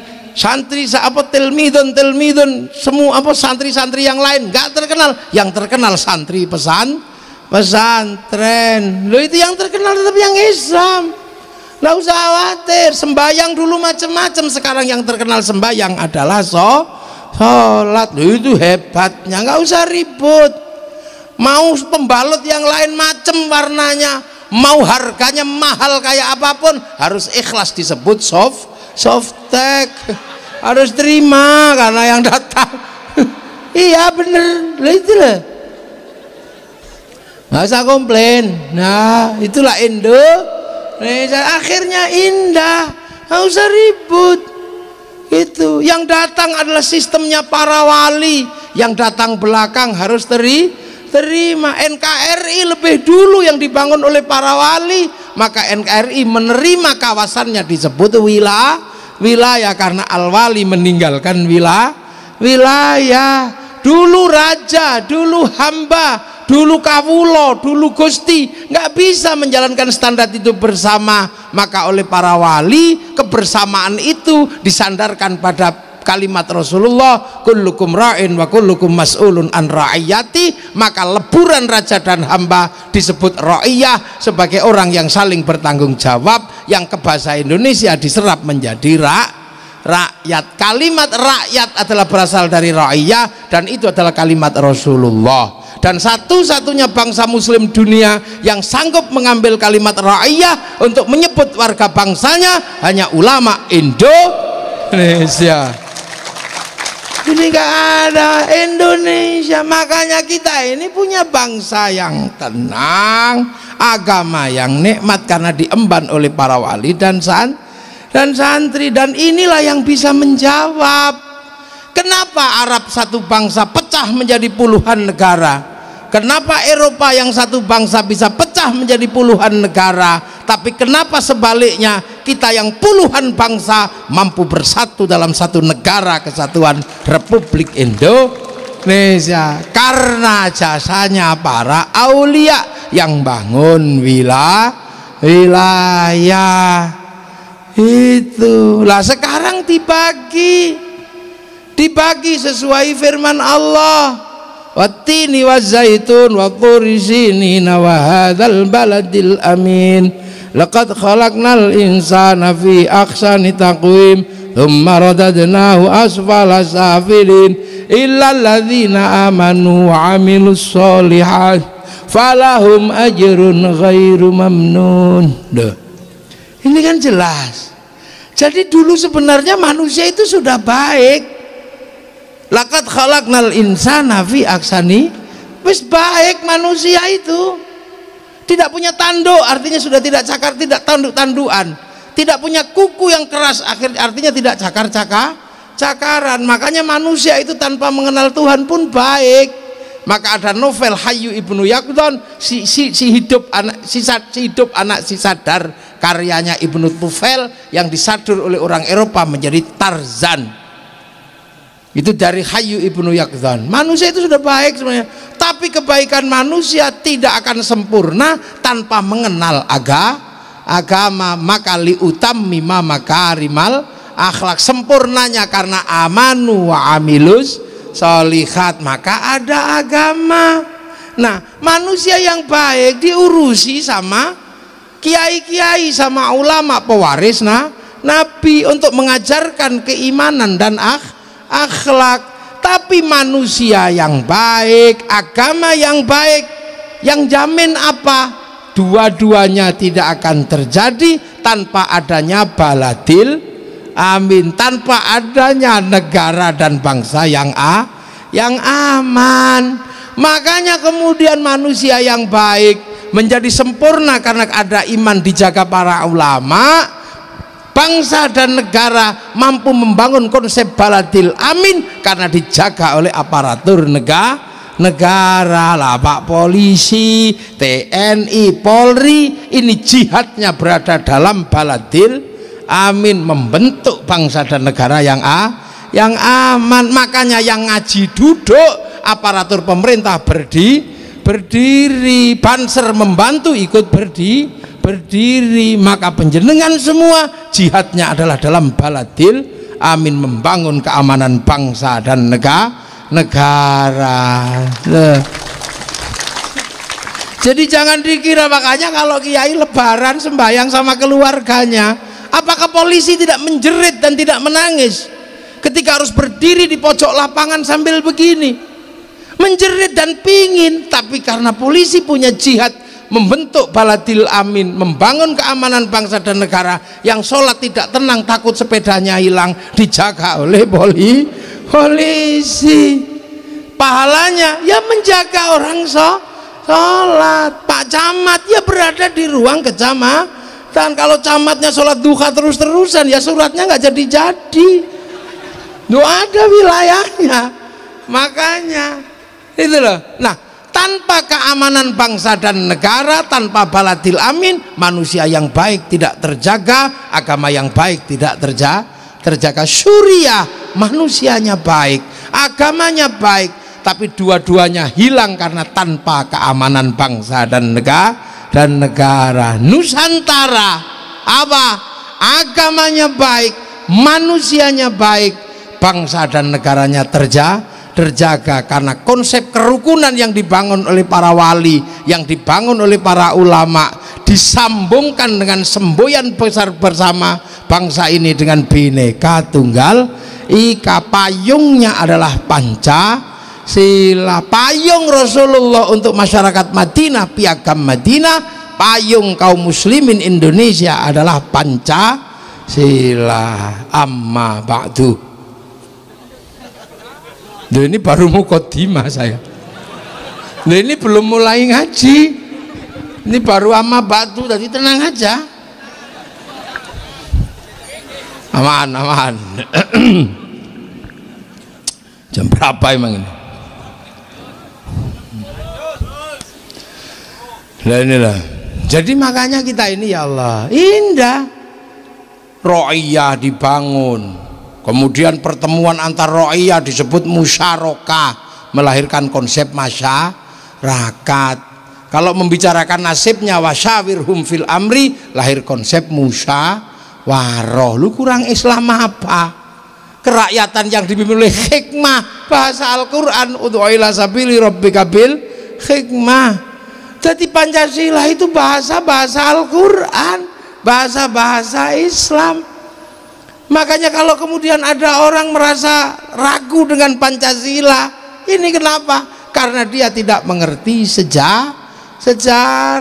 Kenapa tidak mengerti sejarah? Karena tidak ikut para ulama pewaris para nabi. Lah kenapa santri tidak pernah goyah? Santri tidak pernah lupa dengan gurunya ziarah gurunya.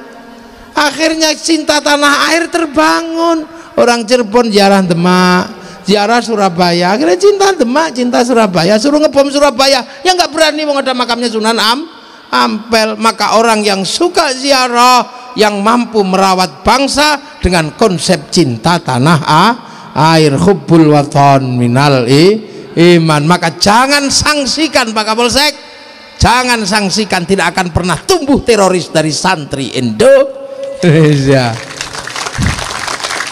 Nah, ada khutbahnya aja taklah, berdoanya aja bareng bareng. Tapi yang tumbuh biasanya yang berdoa nggak mau lagi bareng-bareng, sendiri-sendiri.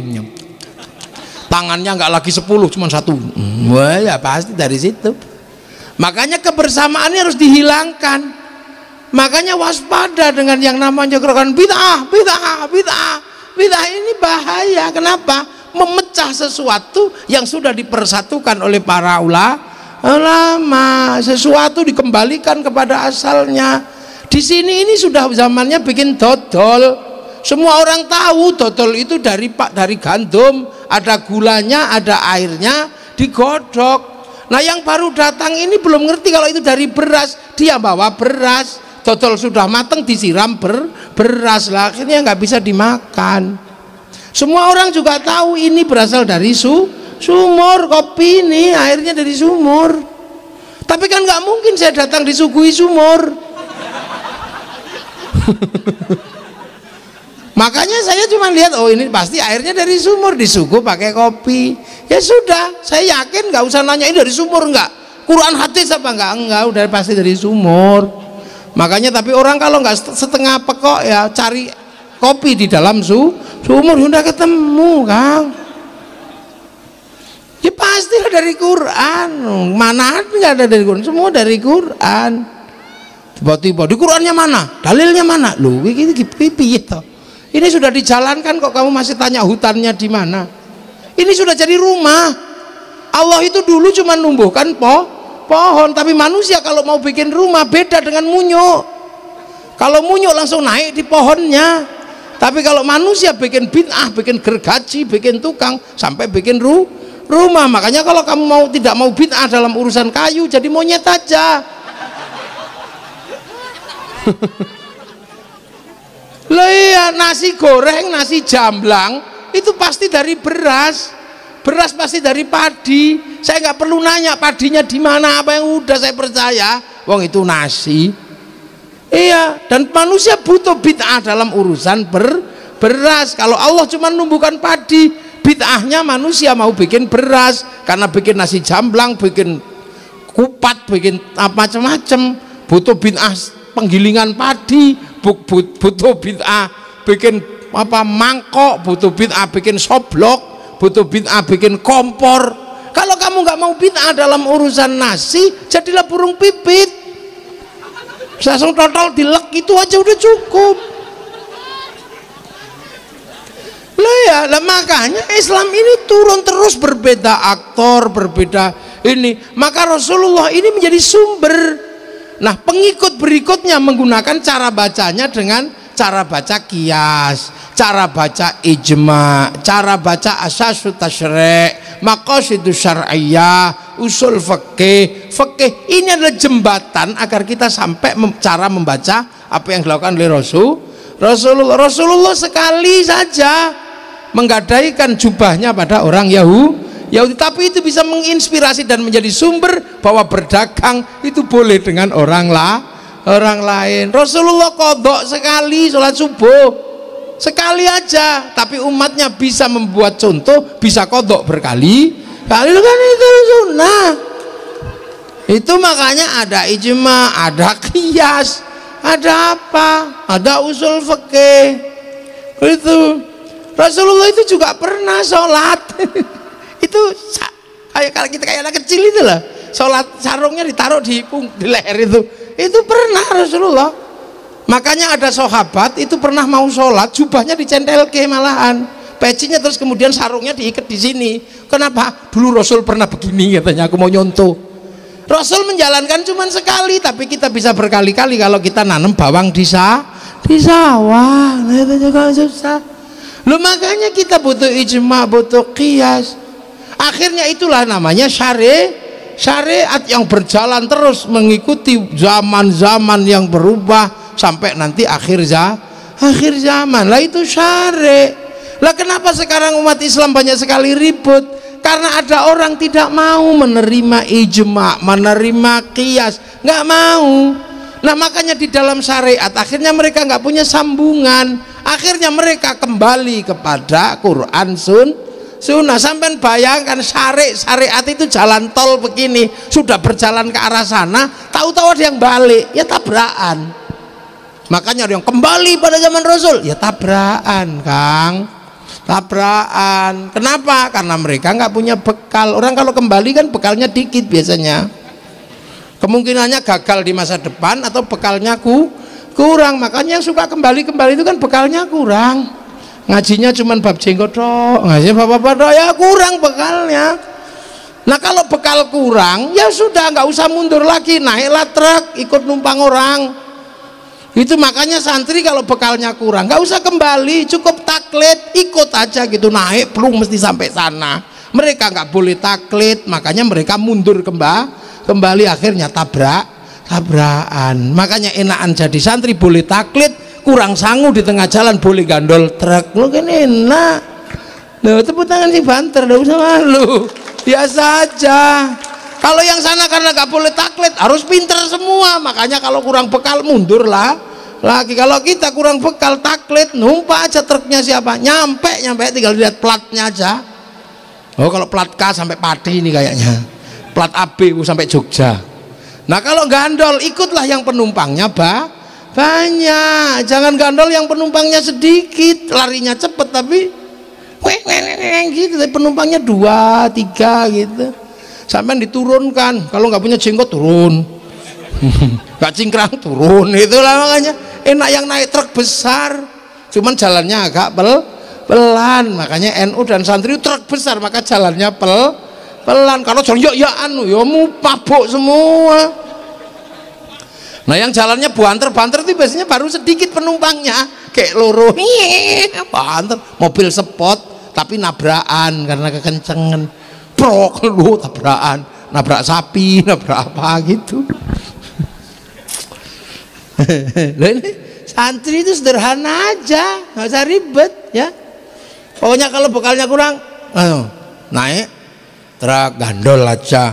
Nah, banser ini gandol aja sudah. Makanya santri itu punya kebiasaan gandol sarungi kiai. Cari kiai yang sarungan. Aman sampean kalau gandol kiai yang sarungan, karena kiai kalau sarungan digandoli pasti dijak, karena kalau ditarik melotrok.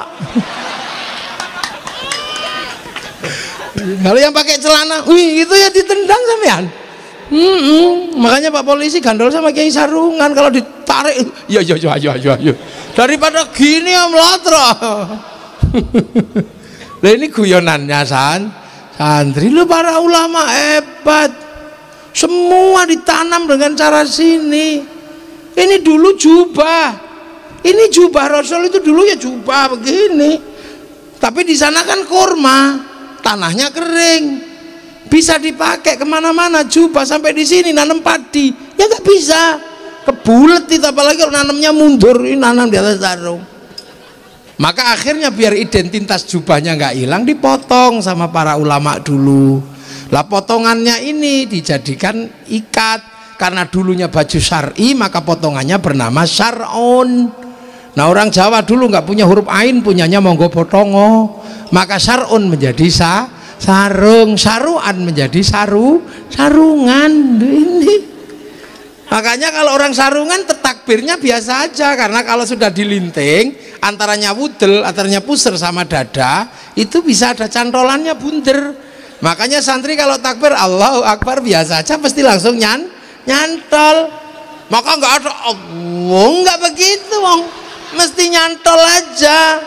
Nah yang nggak punya sarung punya Allah segini, takut melorot. Nah ini guyonan, jangan serius-serius, nanti aku dibully menengok. Muhammad. Jadi itu makanya indah.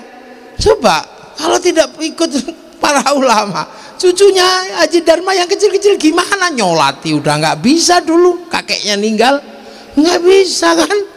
Iya tuh, cucunya buyutnya nanti nggak ketemu, tapi dengan adanya santri bikin kalau ilmunya ada, tetap wali abaina umatina masyayikhina lo bisa lo, itu hebatnya, jangkarnya kuat, dan akhirnya bangsa dan negaranya aman. Makanya kalau mau mengambil bangsa dan negara, resourcesnya mau diambil, hancurkan dulu pelindung bangsa dan negara. Presidennya jelek-jelekkan, polisinya jelek-jelekkan, TNI-nya jelek-jelekkan, habis itu santri dijelek-jelekkan, musuhono santri.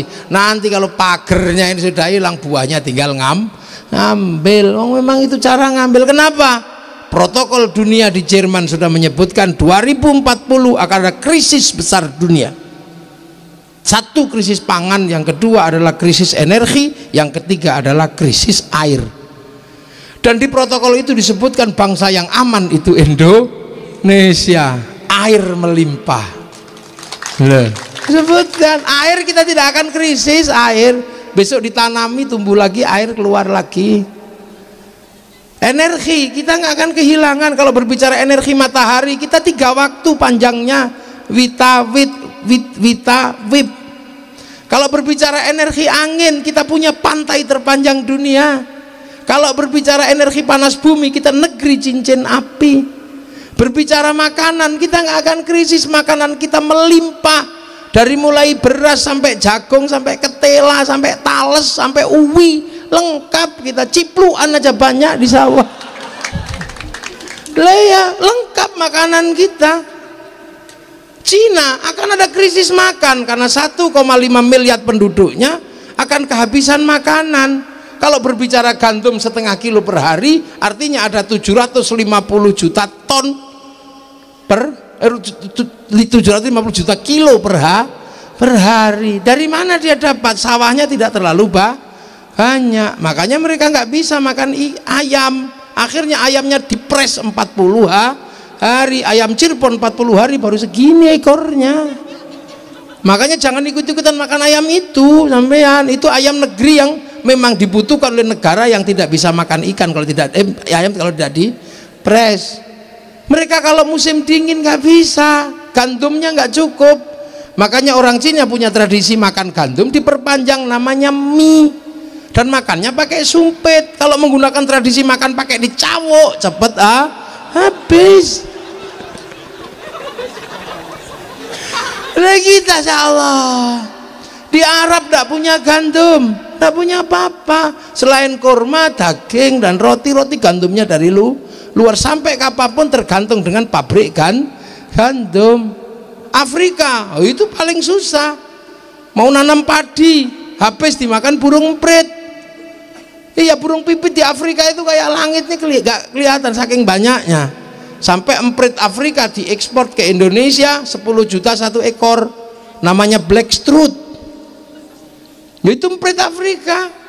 Nanam jagung habis dimakan betet. betet Afrika besarnya sak mentok, namanya Macau. Di sini harganya 250 juta, kalau di sana dipelinteng digoreng. Nanam ini nanam pisang, habis dimakan munyuk di sana. Munyuknya itu besar, satu tandan cuman segini habis, wong gedenya gorila. Apa coba? Di sana nggak bisa ngaji kayak kita, lagi ngaji singo teko melayu semua. Lah itu makanya orang Afrika dibikin hitam karena banyak singa, biar kalau dikejar langsung tengkurap gak kelihatan. Kalau dibikin putih, orang Eropa yang gagah-gagah begitu pusing hidupnya kalau di musim dingin. Dia tidak bisa makan ikan karena seluruh daratannya, seluruh airnya menjadi es membeku. Makanya ketika musim panas dia awetkan ikan untuk menjadi sarden, dimakan di musim dingin. Nah kita ngapain ikut-ikutan makan sarden, kurang kerjaan. Orang Cirebon ngambil ikan setiap hari ada di sungai, kalau nggak ada ikan kodok-kodok juga ada. Nggak enak orang Afrika, musim dingin nggak punya sayur karena seluruh daunnya rontok di musim gugur. Satu-satunya yang nggak rontok itu cuma daun cemara. Makanya bulan Desember hari raya Natal pakai daun cemara. Bukan saking hebatnya daun cemara ya, daun itu yang nggak rontok di bulan Desember. Makanya kalau Natal itu dari Cirebon pasti ada daun jambu, ada daun mangga. Itu maka pemilik masjid di Indonesia nggak usah ribut. Jangan kau tanam cemara di depan masjid kami, itu pohon Kristen. Semenjak kapan pohon punya agama?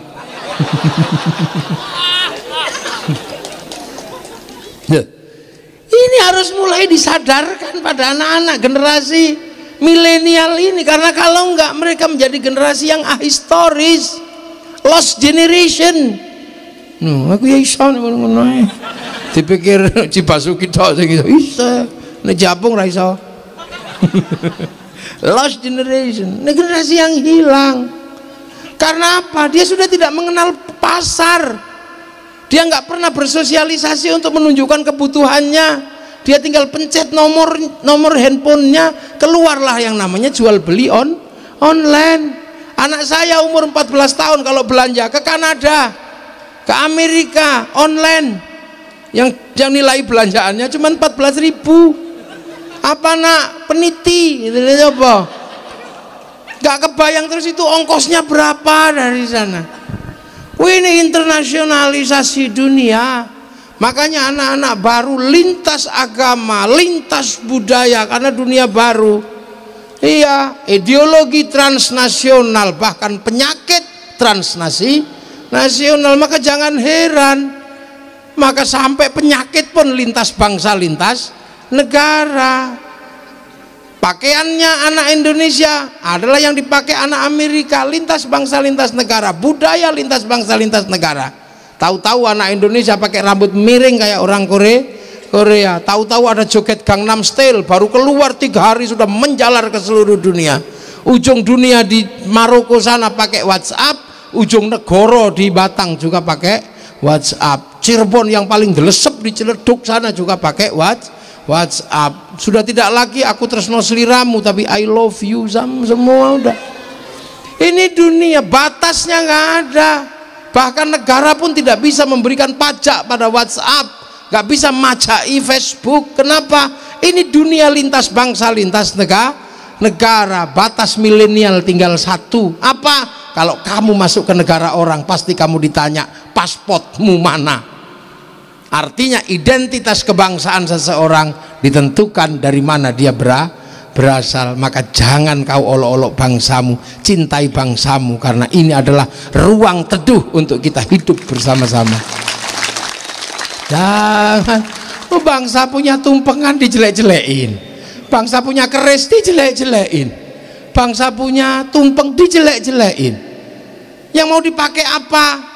Kurma lah, ya itu kan bangsa di sana. Di sini kurma itu dimakan kalau lagi ibadah haji, makan itu terus ya nggak kuat. Wong kurma itu sifatnya cemilan. Seberapa kuat orang makan cemilan?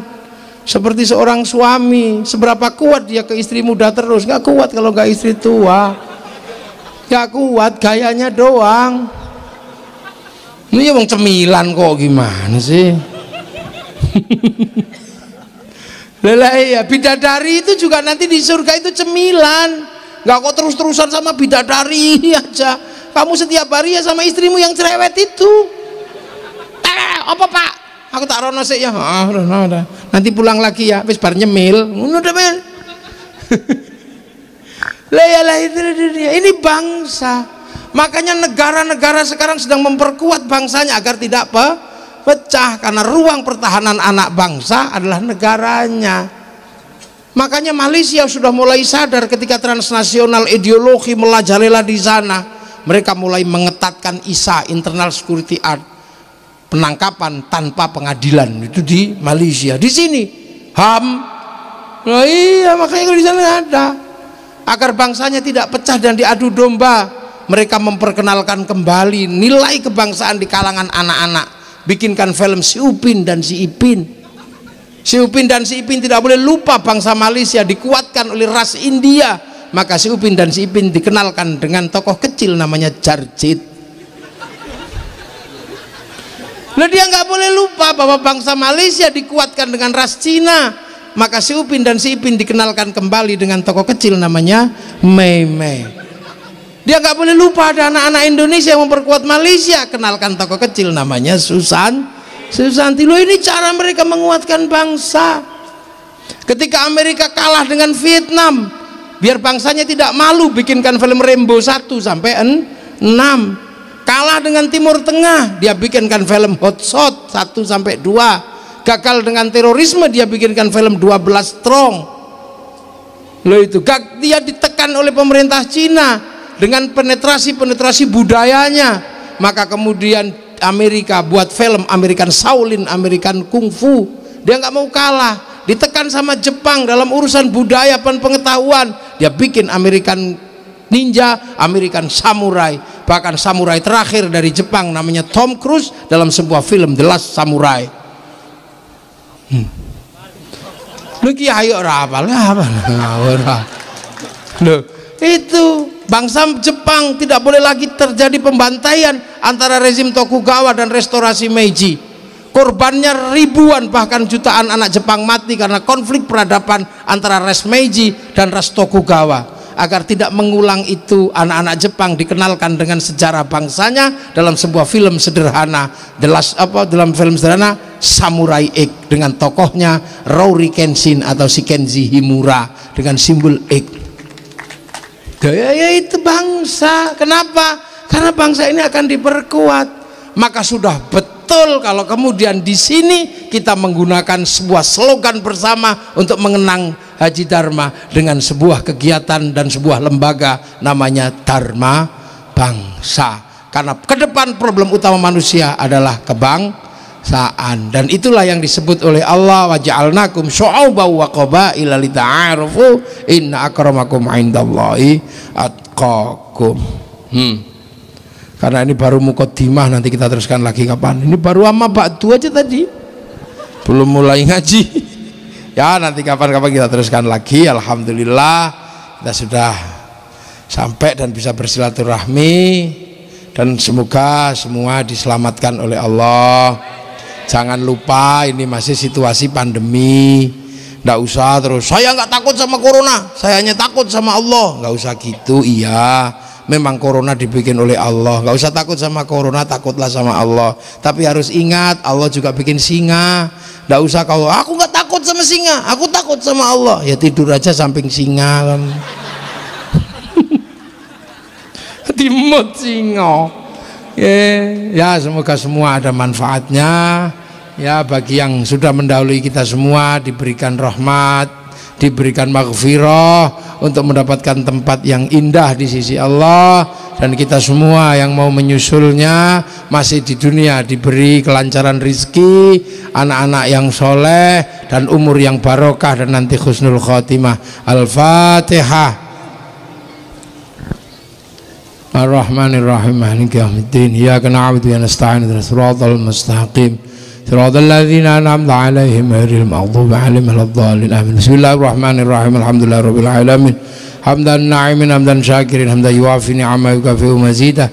Ya Rabbana lakal hamdu kama yanbaghi li jalali wajhikal karim wa 'azimi sultanik اللهم افتح علينا فتوح العارفين بحكمتك وانصر علينا رحمتك وذكرنا ونسينا هذا الإكرام برضاك يا الله بشهادة رسولك يا الله اجعل أولادنا ذرياتنا تلاميذنا نصر ذرية أجي دharma يا الله ذرية صالحة على العلم على الخير على العبادة على القرآن مسلم قيام الإيمان ويا الله حسن مقاصدنا مقاصدنا الآخرة ورزقنا حالا طيبا واسعا ولآبائنا وأمهاتنا مشايخنا وجداتي وجداتنا وجل المسلمين والمسلمات والمؤمنات الذين سبقونا خصوصا باجي دharma يا الله جميع أصولهم وفروعهم واغفر لهم وارحمهم وعافهم واعف عنهم اللهم لا تحرمنا أجرهم ولا تفتنا بعدهم واغفر لنا ولهم اللهم اجعل قبرهم روضة من رياض الجنان اللهم اجعل مطهورا من قبل محمد رسول الله بعقيد المسلمين ارجع إلى ربك راضية مرضية فادخلي في عبادي وادخلي جنتي ربنا آتنا في الدنيا حسنة